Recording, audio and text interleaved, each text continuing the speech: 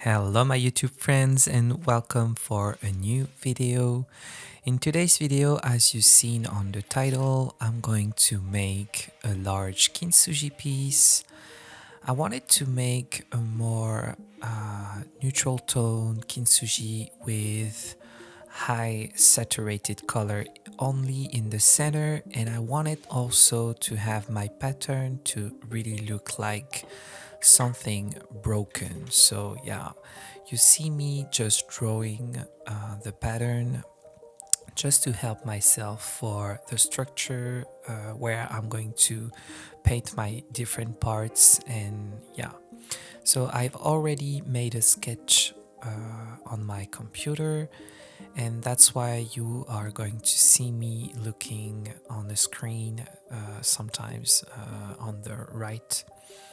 So yeah, so here I've laid down a really thick coat of paint just to block my canvas and have a really nice, smooth texture on my canvas, and also to have an idea of what the colors are going to look like. So I've choose some beige color mixed with teal, dark blues, and also a tiny bit of orange reddish parts.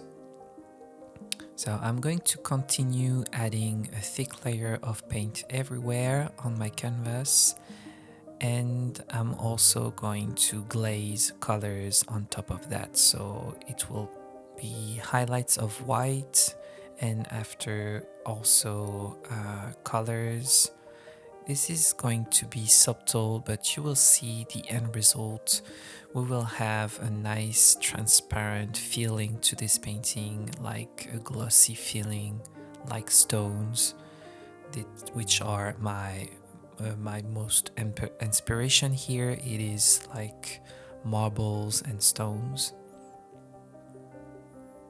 So I was not used to use spray paint, but yeah, those days I like to use the white spray paint to build my highlights with it. You can see here with just a piece of paper as a stencil, and I think it really does wonders, and I encourage you to use different mediums, different things, and it is really easier to get a nice blend with spray paint. So now I'm building my ombre, my shadows, sorry, against my white. And what it does is that it creates a nice 3D effect on your painting. If you want to learn more and subscribe to my Patreon page, I have 80 plus videos available, and also this painting I have a full course on this one. So if you're interested, it is in the gold video pass, and I've put the link down in the description. So now I'm getting back to the painting. You see me using dark blue mixed with some green color, and yeah, I'm creating also shadows on the smaller parts, because I think when you use a palette knife, colors don't mix pretty well. You have a pretty harsh design. So yeah, I try to smooth everything by adding layers of paint like this. I wanted also to add red to certain parts, and I try to blend my reds like this with that I'm like to use different type of material. So here I'm using makeup brushes to blend my colors, and I think this is working really pretty well. So you can see here how you can blend your glazing. So in case you don't know, I only use acrylic for this one. Here you can see I added a different kind of blue. This is not a green blue, this is more of a red purple blue, and I like to do this just to have different hues of blue. And yeah, you have more depth into those colors.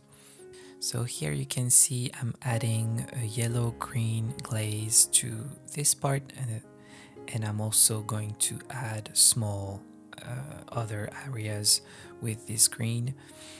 And I think it's complementing the other parts of dark blue, and it creates a nice composition into the painting.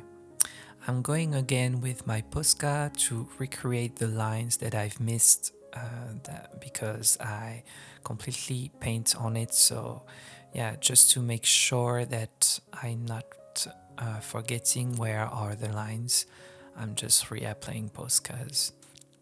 Now it is time for the last steps, and I'm going to add tiny highlights, small little lines of white, just to create this kind of marble feeling to the painting. So yeah, you're going to see me using white paint also as Posca pen.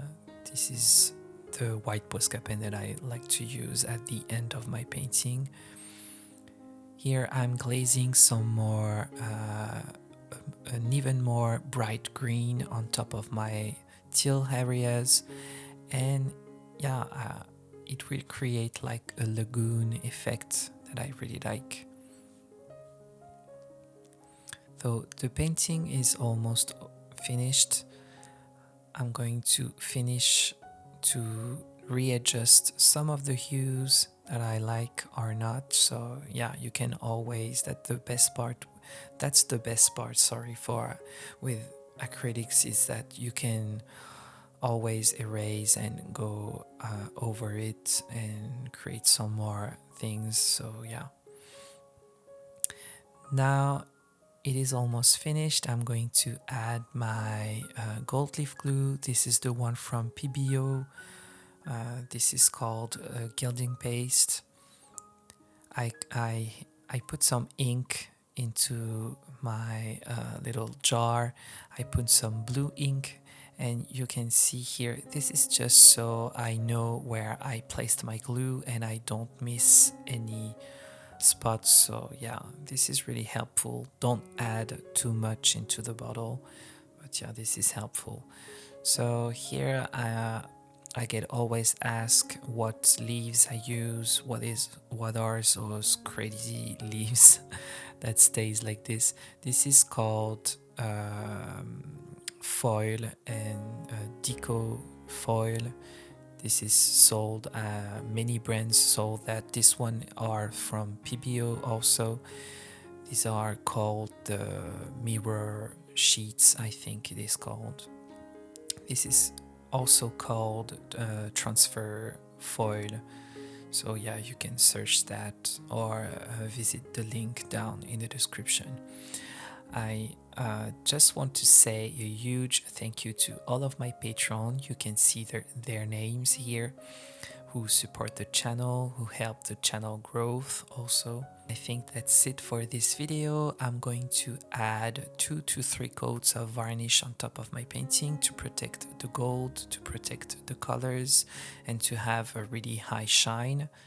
And yeah, here is the finished piece.